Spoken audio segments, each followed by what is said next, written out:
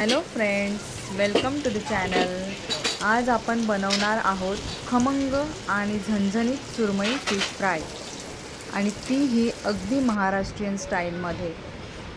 इथे मी जवळपास 1 किलो ताजी सुरमई स्वच्छ धुवून घेतली आहे आणि त्यासाठी लागणारा मसाला आता तयार करायचा आहे।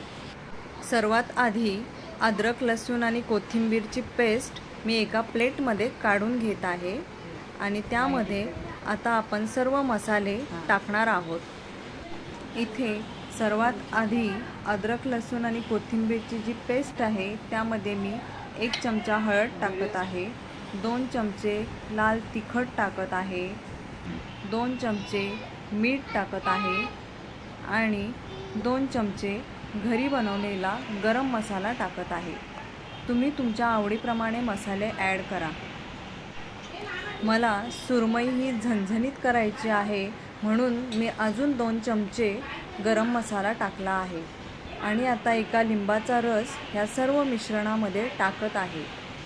आता हा मसाला व्यवस्थित असा मिक्स करून घ्यायचा आहे आणि सुरमईचे जे फ्रेश स्लाइसेस केले आहेत त्याला कोट करायचा आहे। इथे मी सुरमईचा तुकडा घेऊन त्याला मसाला पूर्णपणे कोट करून घेतला आहे। अशा प्रकारे सर्व सुरमईच्या तुकड्यांना आपण हा बनवलेला मसाला पूर्णपणे कोट करून घेणार आहोत।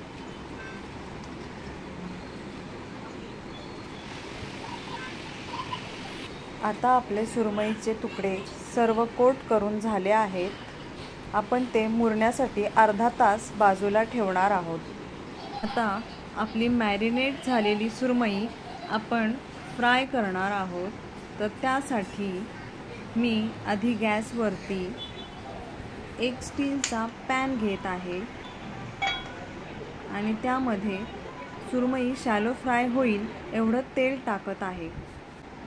सुरमई कुरकुरीत बनण्यासाठी मी इथे रवा घेतला आहे, त्याच्यामध्ये 1 चमचा तांदळाचं पीठ टाकला आहे आणि 1 चमचा लाल तिखट आणि 2 चमचे गरम मसाला टाकून हे सर्व मिक्स करून घेत आहे।